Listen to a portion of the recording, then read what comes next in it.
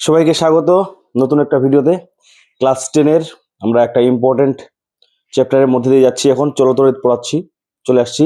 আমরা এর আগের চ্যাপ্টারে ওহমের সূত্র এবং সেখান থেকে আমরা পড়েছি অভ্যন্তরীণ রোধ, নষ্ট ভোল্ট, এই বিষয়গুলো পড়েছি। যাদের এই বিষয়ে কোনো কনফিউশন আছে তোমরা দেখে নিতে পারো, এবং গাণিতিক সমস্যা কী ধরনের মাধ্যমিকে আসে সেগুলোও আমি সলভ করে দিয়েছি। তোমরা এর আগের যে চ্যানেলে গিয়ে এর আগের যে ভিডিও চলতরিতের পার্ট 4 তোমরা সেটা দেখে নিতে পারো। আচ্ছা, আজকে আমরা পড়বো ওহমের সূত্র থেকে আমরা যে একটা ধ্রুবক জেনেছি, রোধ, ইম্পর্টেন্ট, খুবই গুরুত্বপূর্ণ একটা আমরা টার্ম জেনেছি, যেটা হচ্ছে আর দ্বারা প্রকাশ করা হয়। আর এই রোধ সম্পর্কে আমাদের সংজ্ঞা দিয়েছি আমরা। রোধ কাকে বলে? যে ধর্মের জন্য কোনো পরিবাহী তার মধ্যে দিয়ে তড়িৎ প্রবাহ মাত্রার বিরুদ্ধে বাধা সৃষ্টি করে, তাকে রোধ বলে। আর ওহমের সূত্র আমরা কি জানি? ভি সমান আই আর। আর ওহমের সূত্র থেকে রোধের সংজ্ঞা আমরা পড়েছি যে কাকে বলে? আর সমান ভি বাই আই। তাহলে ভি বাই আই কি? ভিটা কি? ভি হচ্ছে কোনো পরিবাহীর দুই প্রান্তের বিভব প্রভেদ, বিভব পার্থক্য, এবং তার মধ্যে দিয়ে যে কারেন্ট যাচ্ছে তড়িৎ প্রবাহ মাত্রা, এই দুটোর অনুপাতই হচ্ছে কি বলে? ওই পরিবাহীর রোধ বলে। এবার এই যে রোধ, এই রোধটা কি কি বিষয়ের উপর নির্ভর করে সেটা আমরা জানবো। এক নম্বরে খুবই ইম্পর্টেন্ট, জানতে হবে। এখান থেকে শর্ট প্রশ্ন কিছু না কিছু আসবেই, বা বড় প্রশ্ন এটাই আসতে পারে। এই প্রশ্নটাই দিয়ে দিল, দেখা গেলো রোধাঙ্ক, একদম খুবই খুব ইম্পর্টেন্ট। যদি রোধাঙ্ক থেকে প্রশ্ন না হয় তাহলে সেই প্রশ্নটাকে ফুলফিল বলা হয় না।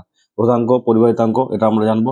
আর এই যে রোধ কি কি বিষয়ে নির্ভর করে তার উপর ভিত্তি করে একটা আমরা রাশিমালা পেয়েছি, আর সমান রো এল বাই এ। এখান থেকে আমরা এটা এটা প্রতিষ্ঠা করবো কি করে আসলো, এবং এখান থেকে আমরা ইম্পর্টেন্ট গাণিতিক সমস্যার সমাধান করব, যেখান থেকে মাধ্যমিকে বা 2026-এও হয়তো কিছু অঙ্ক চলে আসছিল। ঠিক আছে, তাহলে আমরা শুরু করছি। প্রথমে আমরা দেখে নেব যে হচ্ছে কি বলে পরিবাহীর রোধ কি কি বিষয়ের উপর নির্ভর করে। পরিবাহীর রোধ কি কি বিষয়ের উপর নির্ভর করে? প্রথমেই আমরা রোধের সংজ্ঞা দিলামই, রোধ হচ্ছে বাধা। তো এটা যদি আমরা বলি, এক নম্বর একটা পয়েন্ট লিখলাম, রোধ হচ্ছে দৈর্ঘ্য, পরিবাহীর দৈর্ঘ্য, পরিবাহীর দৈর্ঘ্যের উপর নির্ভর করে। কিভাবে? দৈর্ঘ্য, যেটাকে এল ধরছি। আমরা জানি তড়িৎ প্রবাহকে অনেক সময় আমরা কি দ্বারা প্রকাশ করি? তড়িৎ প্রবাহকে অনেক সময় আমরা জলের প্রবাহের সঙ্গে, জলের প্রবাহের সঙ্গে পাইপের মধ্যে জল যাচ্ছে, এটার সঙ্গে আমরা অনেক সময় কম্পেয়ার করি, তাই না? তো এবার পাইপের কথা, তোমরা জলের পাইপের কথা চিন্তা ভাবনা করো। একটা ছোট পাইপের মধ্যে আমি জল পাঠাবো, তাহলে যত সহজে যাবে, তাই না? যত সহজে যাবে, এটা এটা L1, এটা মনে করো এল ধরলাম একই জিনিস। এবার এল ড্যাশ ধরলাম, তাহলে এখানে কি মনে হচ্ছে? দৈর্ঘ্য যেখানে বেশি সেখানে বাধাটা বেশি কাজ করবে। রোধ কোথায় বেশি হবে? দৈর্ঘ্য যেখানে বেশি, রোধ সেখানে বেশি। তাহলে পরিবাহীর দৈর্ঘ্যের সময় কিভাবে ডিপেন্ড করছে? সমানুপাতিক, মানে দৈর্ঘ্য যত বড় হবে রোধ তত বেশি হবে, বাধা তত বেশি হবে। 2 নাম্বার, প্রস্থচ্ছেদের ক্ষেত্রফল। প্রস্থচ্ছেদের ক্ষেত্রফল এ। প্রস্থচ্ছেদের ক্ষেত্রফলের উপর কিভাবে হচ্ছে আমরা দেখব যে প্রস্থচ্ছেদের ক্ষেত্রফল কিভাবে হচ্ছে আমার রোধ নির্ভর করছে। কি হবে? এটা সরু তার, এটা প্রস্থচ্ছেদের ক্ষেত্রফল মনে করলাম এ, বা ছোট হাতের এ ধরলাম। এটা এবার বড় মোটা একটা পড়বে, কোনটাতে বাধা বেশি হবে, কোনটাতে কম হবে? তাহলে যদি আমি জল পাঠাই, এই যে যেটা প্রস্থচ্ছেদের ক্ষেত্রফল বেশি আছে সেখানে আমরা কি সহজে জল পাঠাতে পারবো, তাই না? বাধা কম হবে। তাহলে যত বাড়বে রোধ তত কমবে। তাহলে এখানে ব্যস্তানুপাতিক সম্পর্ক, ব্যস্তানুপাতিক আমরা লিখি অপারেশন 1/a, এটা লিখি। ঠিক আছে, তাহলে পরিবাহের দৈর্ঘ্যের সঙ্গে দেখলাম, ক্ষেত্রফলের সঙ্গে দেখলাম, আর কি আছে? আর আছে উপাদান, ইম্পর্টেন্ট,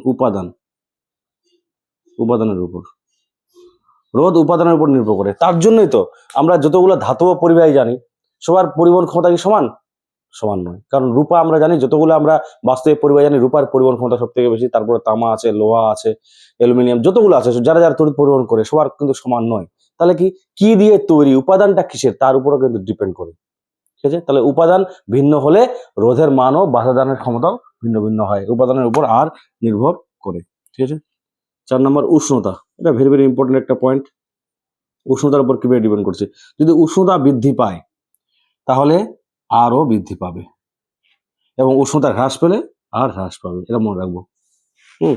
উষ্ণতার সঙ্গে ধাতব পরিবাহী, এটা ব্যতিক্রম আছে অনেকগুলা।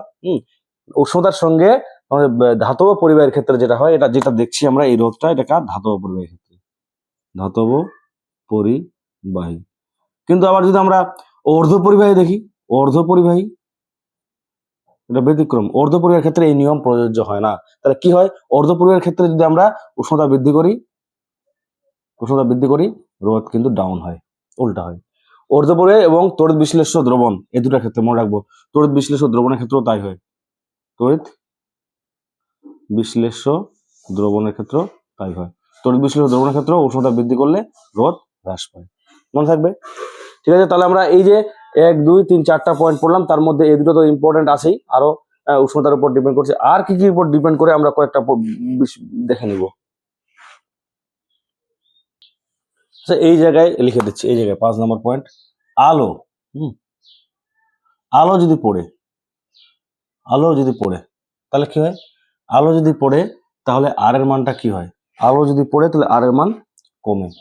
এরকম একটা উদাহরণ কি হবে, এক্সাম্পল কি হবে, এক্সাম্পল হলো আলো যদি পড়ে কমে, এরকম উদাহরণ হচ্ছে সিলেনিয়াম বলে একটা ধাতু আছে, এই সিলেনিয়াম আলো পড়লে রোধ কমে যায়। ঠিক আছে, তারপর হচ্ছে চাপ, চাপ যদি বৃদ্ধি করি আর কি হয়, আর রোধ হচ্ছে আমার হ্রাস পায়। উদাহরণ কি, কার্বন গুঁড়ো মনে রাখবো, শর্ট প্রশ্ন আসতে পারে। আরেকটা জিনিস দেখে নেবো, সেটা চুম্বক ক্ষেত্র যদি প্রয়োগ করা হয়, চুম্বক ক্ষেত্র যদি বৃদ্ধি করা হয় বা প্রয়োগ করা হয় তাহলে কি হয়, আরো কিন্তু বৃদ্ধি পায়। এরকম উদাহরণ কি হবে, এরকম উদাহরণ মনে রাখবো তোমরা, বিসমাথ। এই বিসমাথের উপর যদি আমরা পড়ি তাহলে যাই হোক, এই বিষয়গুলো আছে যে পরিবাহী রোধ কি কি বিষয়ের উপর ডিপেন্ড করে।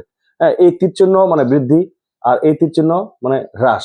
হ্যাঁ, তাহলে চুম্বক ক্ষেত্র যদি আমি বৃদ্ধি করি তাহলে রোধের মান বৃদ্ধি পাচ্ছে কার ক্ষেত্রে, বিসমাথের ক্ষেত্রে। কার্বন গুঁড়োর ক্ষেত্রে আমার হচ্ছে চাপ যদি প্রয়োগ করি তাহলে হচ্ছে রোধ হ্রাস পেয়ে যাচ্ছে। ঠিক আছে, বুঝতে পারছি আশা করছি। ঠিক আছে, তাহলে আমরা দেখে নিলাম যে পরিবাহীর রোধ কি কি বিষয়ের উপর নির্ভর করে। পরিবাহীর দৈর্ঘ্য, এর সঙ্গে সমানুপাতিক সম্পর্ক রোধের, মানে রোধ মানে তো বাধা, আমাদের মনে রাখতে হবে রোধ কথাটার সঙ্গে যেটা যায় সেটা হচ্ছে বাধা। তাহলে দৈর্ঘ্য যত বৃদ্ধি পাবে, যত দূরে পাঠাতে হবে তত আবার কি হবে, বাধা বেশি হবে। প্রস্থদের ক্ষেত্রে হচ্ছে ব্যস্তানুপাতিক সম্পর্ক, যত চওড়া জিনিস হবে সহজেই যাবে, বাধা কম। তবে এখানে হচ্ছে প্রস্থদের ক্ষেত্রের সঙ্গে ব্যস্তানুপাতিক সম্পর্ক। উপাদানের উপর বুঝালাম, হ্যাঁ, উপাদানের উপর কি ডিপেন্ড করছে। ঠিক আছে, তাহলে আমার এটা হয়ে গেল। এরপরে আমরা যেটা দেখে নিব সেটা হচ্ছে কিভাবে নির্ভর করছে, কাপড়টা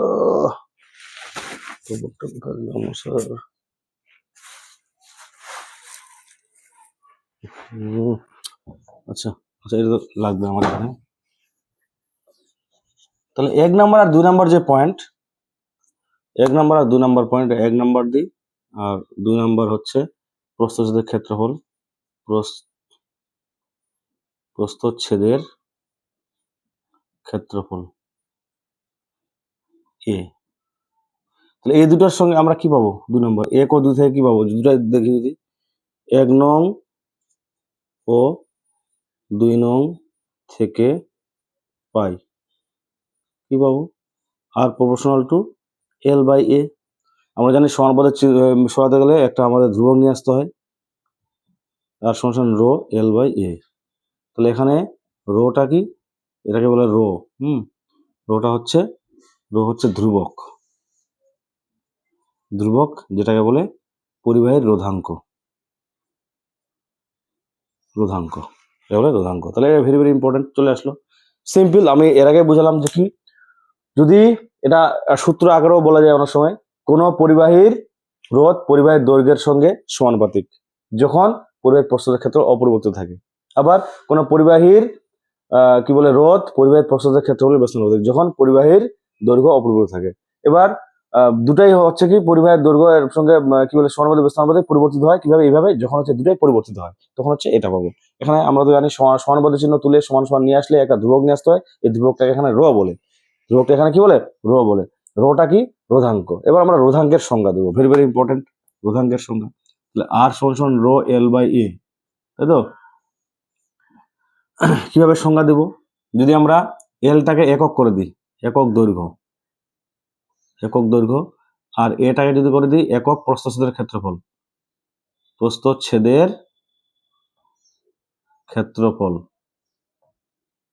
একক দৈর্ঘ্য একক প্রস্থচ্ছেদের ক্ষেত্রফল বিশিষ্ট কোনো পরিবাহীর, হ্যাঁ, তাহলে দুটোই তো একক হয়ে গেল, তাহলে উপরে আর সমান রো হয়ে গেল। তাহলে মানে কি বোঝা যাচ্ছে এখানে, হ্যাঁ, রোধটাই রোধাঙ্ক।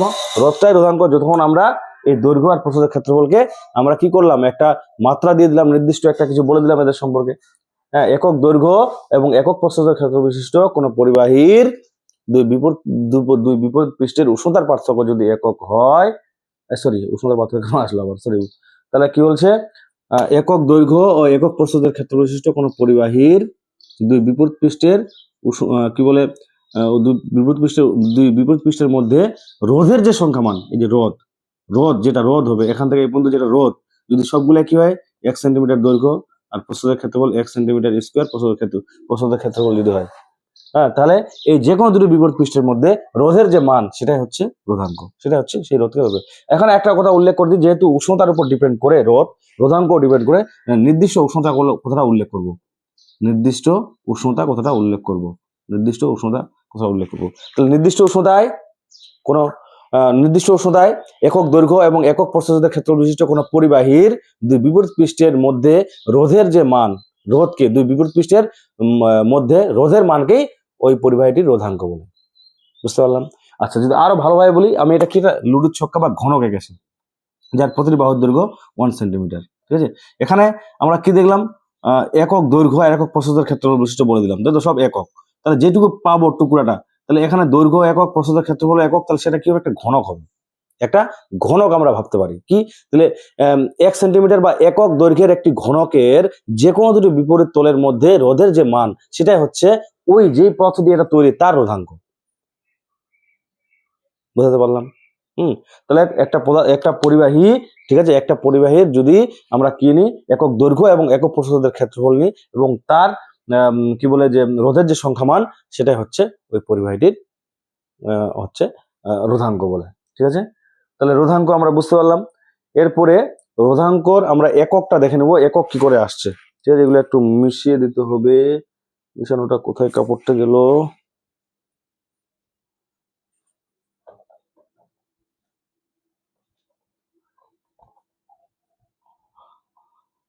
তাহলে আমরা এবারে রোধাঙ্কের একক,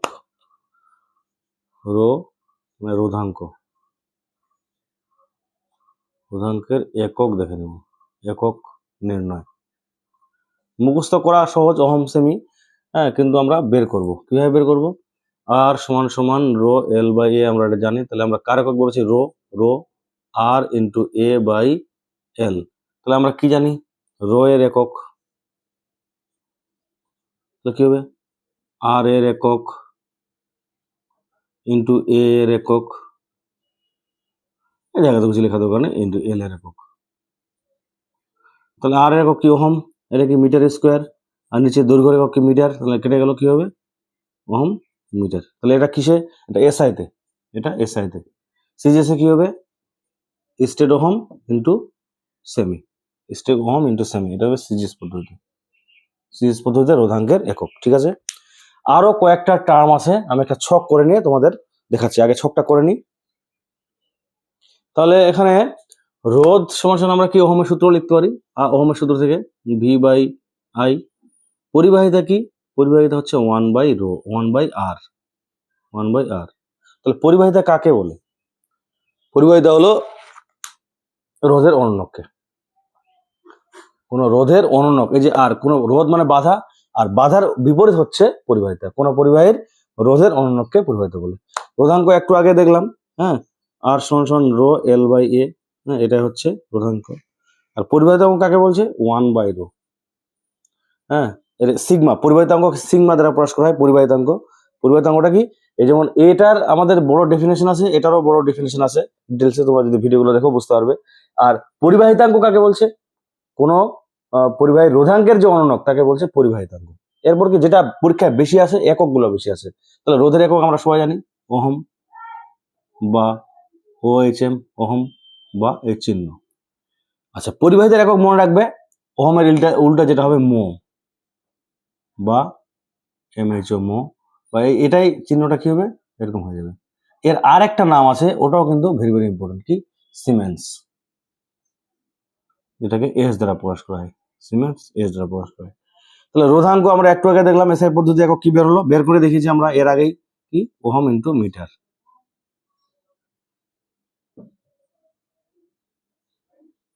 ওহম মিটার, ঠিক আছে। তাহলে পরিবাহিতার একক কি হবে, আমরা জানি 1/r এটা যদি আমরা বের করি রো এর এখান থেকে সিগমার একক 1/ওহম ইন্টু মিটার এটা আসছে। 1/মিটার মানে কি সেটা হয়ে যাবে মো হয়ে যাবে, মো পার মিটার হতে পারে, বা মো মানে আবার কি মো মানে সিমেন্স পার মিটার হতে পারে, বা এটাকে লেখা যায় siemens metre inverse, siemens into metre inverse. তাহলে সবগুলো টার্মই তোমাদের মনে রাখতে হবে, এই এককগুলো ভেরি ভেরি ইম্পর্টেন্ট। তাহলে আমরা জেনে নিলাম রোধ, পরিবাহিতা, রোধাঙ্ক, পরিবাহিতাঙ্ক কাকে বলে। ঠিক আছে, এরপরে আমরা যে গাণিতিক রাশিমালা সেখান থেকে প্রবলেম করার চেষ্টা করব। প্রথমতই যদি কিছু বলা না থাকে, বলে দিল একটা অঙ্কে কি যে একটি পরিবাহীর দৈর্ঘ্য দ্বিগুণ ও প্রস্থচ্ছেদের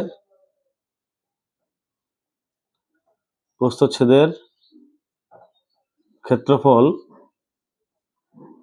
অর্ধেক করা হলে রোধের কি পরিবর্তন ঘটবে যদি উপাদান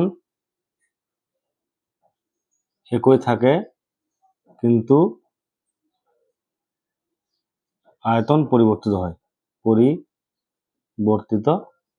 আয়তনটার কথা বলছে পরিবর্তিত হয়, আয়তন এখানে একই বলেনি, তাহলে আয়তন এখানে পরিবর্তিত হয়। তাহলে আমাদের কি হলো, তাহলে আমরা হচ্ছে এখানে দেখতে পাচ্ছি প্রাথমিক দৈর্ঘ্য সমান সমান L1 সমান L ধরি, তাহলে অন্তিম দৈর্ঘ্য কত হবে, অন্তিম দৈর্ঘ্য L2 সমান 2 দ্বিগুণ করা হয়েছে, তাহলে 2L হবে, তাই তো। তারপর হচ্ছে প্রাথমিক প্রস্থচ্ছেদের ক্ষেত্রফল এ ধরি, তাহলে অন্তিম প্রস্থচ্ছেদের ক্ষেত্রফল কি হবে A/2, পাতি অঙ্ক, তাই না। আমরা কি ফর্মুলা কি জানি, উই নো R সমান রো L/A, তাই না। তাহলে R1 সমান কত হবে, R1 সমান ρ1 L1/A1। আচ্ছা একটা জিনিস মনে রাখি, উপাদান একই, তার মানে ρ1 সমান ρ2 সমান রো ধরি, উপাদান যেহেতু একই তাহলে রো পরিবর্তন হবে না, তাহলে রো L/A, এটা 1 নাম্বার। এবার দ্বিতীয় ক্ষেত্রে R2 সমান ρ2 L2/A2, তাহলে রো2 তো রোই আছে, L2 কত হচ্ছে দ্বিগুণ, আর এটা কত হচ্ছে A/2, তাহলে কি হবে আমার এই 2 আর এই 2 চলে যাবে 4 রো L/A, তাই না। তাহলে 4, এটা মানে কত আবার R1, তাহলে R1, তাহলে R2 সমান 4 ইন্টু R1, তাহলে যা রোধ ছিল তার 4 গুণ বৃদ্ধি পাচ্ছে। যদি দৈর্ঘ্য দ্বিগুণ করা হয় আর প্রস্থচ্ছেদের ক্ষেত্রফল অর্ধেক করা হয়, তাহলে আমার রোধ কি হবে, প্রাথমিক রোধের কত গুণ হবে, প্রাথমিক রোধের 4 গুণ হবে। ঠিক আছে, এবার এই যে গুণ এবং অংশ এর একটা কমন একটা অঙ্ক হয়, সেটা কি, সেটা লিখে নিয়ে আমি তোমাদের বুঝাচ্ছি, লিখে নিই। একটি পরিবাহী তারের রোধ বলে দিয়েছে আর ওহম ধরতে পারি আমরা এখানে ওহম, তারটি টেনে তার দৈর্ঘ্য n গুণ করা হলো, n গুণ, দ্বিগুণ, 4 গুণ, 5 গুণ, 6 গুণ, হাফ গুণ, এরকম কিছু বলা হয়নি, n গুণ বলা হয়েছে, মানে এখানে এরকম টাইপের যা অঙ্ক থাকবে সব পারবো আমরা, গুণ করা হলো। তারটি নতুন রোধ কত হবে, এই ক্ষেত্রে কি হয়, এই ক্ষেত্রে যেটা হয় সেটা হচ্ছে আয়তন কিন্তু অপরিবর্তিত থাকবে, আমরা তারকে টানছি, ঠিক আছে, তারটির আয়তন যা ছিল, প্রাথমিক আয়তন যা ছিল, অন্তিম আয়তন তাই হবে, আয়তন এখানে কনজার্ভ থাকবে। তাহলে আমরা উত্তর যদি করি এখানে, তাহলে কি কি দেওয়া আছে, ধরি প্রাথমিক দৈর্ঘ্য সমান প্রাথমিক দৈর্ঘ্য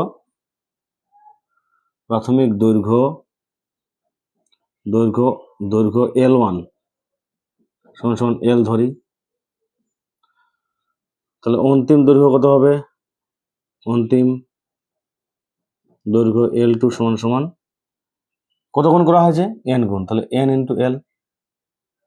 ঠিক আছে, ধরি তো প্রথমে লিখেছি একক, অবশ্যই একক লেখা ভালো বেশি, তাই না? তারপর হচ্ছে প্রাথমিক ক্ষেত্রফল, প্রস্থচ্ছেদের ক্ষেত্রফল a1 সমান a বর্গ একক, ক্ষেত্রফল মানে বর্গ একক হওয়া উচিত। তাহলে অন্তিম ক্ষেত্রফল কত হবে? a2 সমান, এটা জানি না, এটা বের করতে হবে আমাকে, তাই তো? এটা আমি কি জানি? জানি না তো। প্রাথমিক ক্ষেত্রফল দেখুন, তাহলে আমরা কি জানি? আমরা